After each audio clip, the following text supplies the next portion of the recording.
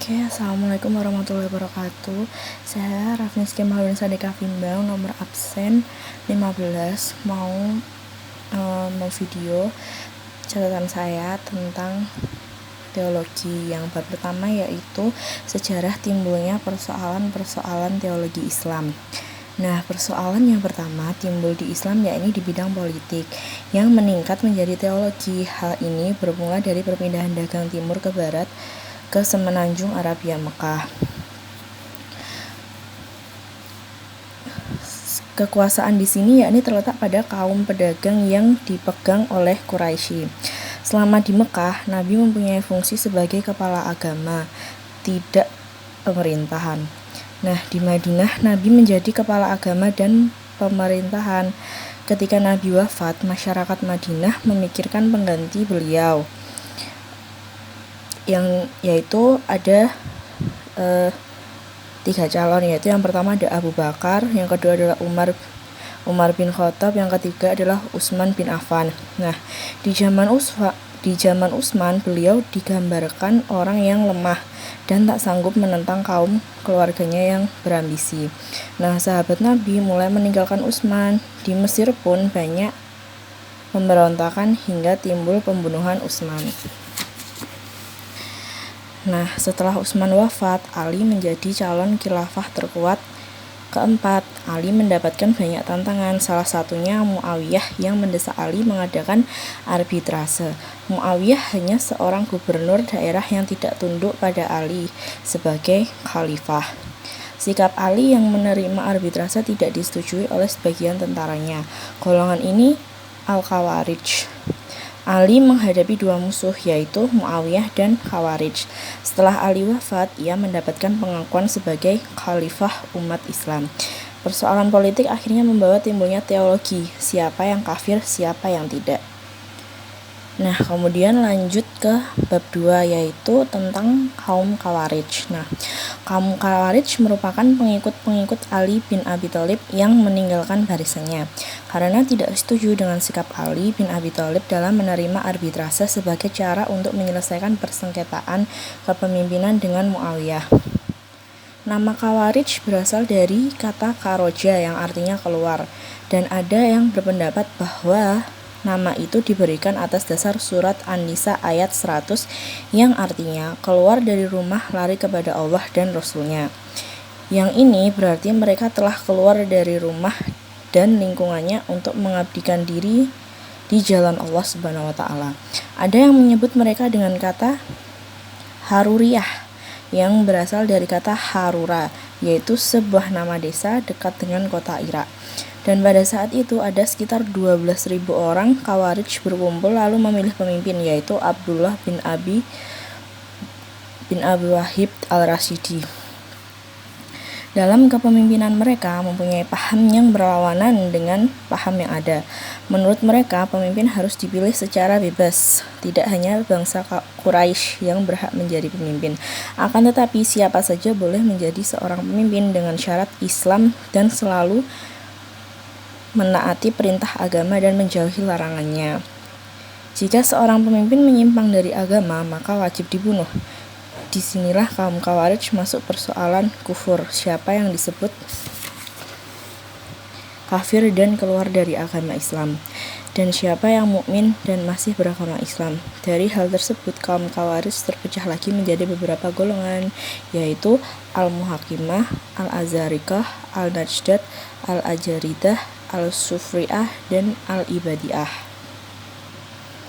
Nah, bab selanjutnya adalah bab 3, yaitu kaum Murji'ah. Seperti kaum Khawarij, kaum Murji'ah juga timbul karena adanya persoalan politik mengenai khilafah yang akhirnya membawa perpecahan antara umat Islam. Seperti yang diketahui, pada mulanya kaum Khawarij adalah pendukung Ali, akan tetapi berhasil menyerang Ali. Karena adanya perlawanan balik kepada Ali, akhirnya pendukung setia Ali semakin keras dan kuat dalam membela Ali, dan akhirnya pendukung kuat Ali menjadi satu golongan yang disebut dengan golongan Syiah. Kedua golongan ini saling bermusuhan dan sama-sama tidak menyukai kekuasaan Bani Umayyah, tetapi dengan maksud yang berbeda. Kaum Khawarij tidak suka karena menganggap Bani Umayyah telah menyeleweng dari ajaran-ajaran Islam. Syiah tidak suka karena mereka telah mengambil kekuasaan dari Ali dan keturunannya. Dengan adanya pertentangan seperti itu, timbul satu golongan yang tidak mau ikut campur dengan pertentangan yang ada, dan kaum ini senantiasa menyerahkan hukum kafir atau tidak kafir kepada Tuhan. Kaum inilah yang disebut kaum Murji'ah. Dari pembahasan politik berpindah ke pembahasan teologi. Persoalan dosa besar yang ditimbulkan oleh kaum Khawarij mau tidak mau menjadi bahasan bagi mereka. Jika kaum Khawarij menjatuhkan kafir pada orang yang berdosa besar, maka golongan ini menjatuhkan hukuman mukmin pada orang tersebut. Mereka berpendapat orang yang dosa besar tetap mengakui bahwa tidak ada Tuhan selain Allah dan Nabi Muhammad adalah utusannya. Dengan kata lain, orang yang berbuat dosa besar masih mengucap syahadat yang menjadi dasar iman. Oleh karena itu, menurut golongan ini, orang yang berbuat dosa besar tetap menjadi mukmin dan bukan kafir. Selanjutnya, arti dari arja'a. Arja'a memiliki arti pengharapan. Dengan artian orang yang melakukan dosa besar bukanlah orang kafir tetapi orang mukmin, dan orang tersebut tidak akan kekal hidup di neraka. Hal ini menandakan bahwa mereka memberi harapan bagi orang yang berbuat dosa besar masih bisa mendapatkan ampunan dan rahmat dari Allah. Oleh karena itu, ada yang berpendapat nama Murji'ah diberikan bukan karena mereka selalu menunda penentuan hukuman terhadap orang berdosa besar di hari perhitungan, akan tetapi nama tersebut diberikan dengan alasan bahwa mereka selalu memberi harapan bagi orang yang berdosa besar untuk tetap masuk surga. Seperti golongan Khawarij, golongan Murji'ah juga terpecah menjadi golongan kecil. Pada umumnya, golongan Murji'ah terpecah menjadi dua golongan, yaitu moderat dan ekstrim. Oke, kita masuk ke bab yang selanjutnya, yaitu Qadariyah dan Jabariyah. Nah, Tuhan adalah pencipta alam semesta, termasuk di dalamnya manusia sendiri. Selanjutnya, Tuhan bersifat maha kuasa dan mempunyai kehendak yang bersifat mutlak. Di sini timbullah pertanyaan, sampai di manakah manusia sebagai ciptaan Tuhan bergantung pada kehendak dan kekuasaan mutlak dalam menentukan perjalanan hidupnya? Diberi Tuhankah manusia kemerdekaan dalam mengatur hidupnya, ataukah manusia seluruhnya pada kehendak dan kekuasaan mutlak Tuhan? Nah, dalam menanggapi pertanyaan-pertanyaan seperti ini ada dua pendapat berbeda. Yang pertama adalah Qadariyah. Qadariyah berpendapat bahwa manusia mempunyai kemerdekaan dan kebebasan dalam menentukan perjalanan hidupnya.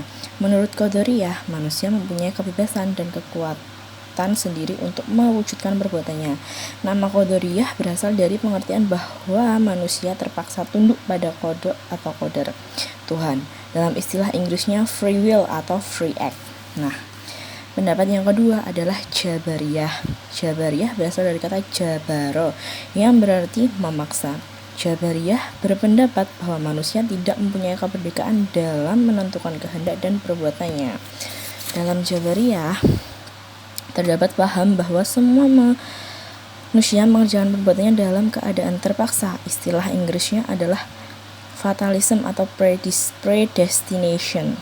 Perbuatan manusia ini telah ditentukan oleh qada dan qadar Tuhan. Nah, ini adalah terusan dari catatan-catatan saya. Tadi ada penjelasan sedikit tentang Qadariyah dan Jabariyah. Ini dia.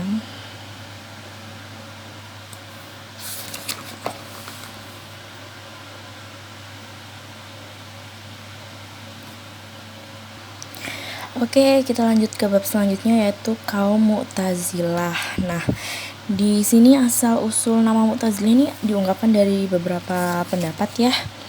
Ada dari menurut Al-Baghdadi, ada menurut dari Tashik Kubra Al-Zada, ada menurut Al-Mas'udi, menurut Ahmad Amin, menurut Al-Nashiar.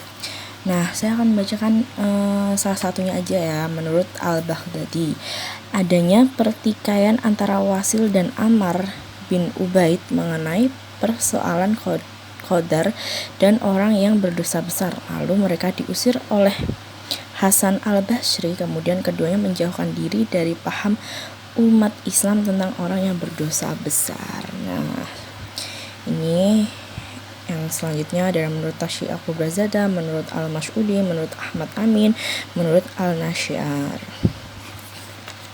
Nah, selanjutnya Mu'tazilah disebut juga al-ahdl atau golongan yang mempertahankan keadilan Tuhan. Al-tauhid wa al-adl, golongan mempertahankan keesaan murni dan keadilan Tuhan. Nah, di sini ada 5 ajaran dasar Mu'tazilah. Ada al-tauhid, al-adl, al-wa'id, al-manzilah bain al-manzilah tain, ada al-amr al-ma'ruf wa al-nahi an al-munkar. Nah, itu ini ada pengertian sedikit tentang 5 ajaran dasar Mu'tazilah tadi.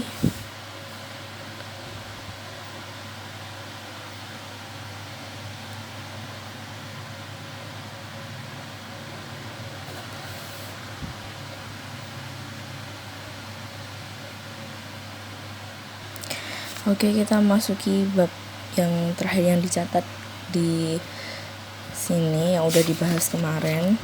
Itu adalah ahli sunnah dan jamaah.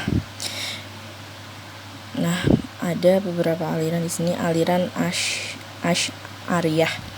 Ahli sunnah dan jamaah yaitu golongan yang berpegang pada sunnah merupakan mayoritas, lawan dari Mu'tazilah yang merupakan minoritas dan tidak berpegang pada sunnah. Nah, pendirinya ini adalah Abu Hasan al-Asy'ari. Beliau adalah Mu'tazilah selama 40 tahun, lalu memutuskan untuk keluar dari golongan itu karena al-Asy'ari bermimpi pada suatu malam. Dalam mimpi itu Nabi Muhammad SAW menyatakan kepadanya bahwa mazhab Ali hadislah yang benar dan mazhab Mu'tazilah salah. Yang kedua, tidak puasnya al-Asy'ari terhadap jawaban dari gurunya. Dalam perdebatan mukmin dan kafir, al-Asy'ari terlihat ragu-ragu dan tidak puas dengan jawaban yang dilontarkan oleh al-Jukai. Nah, setelah kejadian tersebut, al-Asy'ari mengasingkan diri di rumah selama 15 hari untuk memikirkan ajaran-ajaran Mu'tazilah.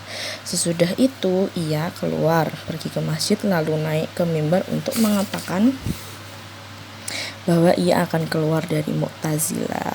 Nah, seperti itu.